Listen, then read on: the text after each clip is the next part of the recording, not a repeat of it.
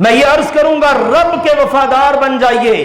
بس وہ اللہ جس نے مدینے کے حالات بنا دیے، پھر امت مسلمہ کو یہ عروج دیا، زکوٰۃ دینے والے تھے، لینے والا کوئی نہیں تھا، وہ اللہ آج بھی ہمارے حالات بدل سکتا ہے.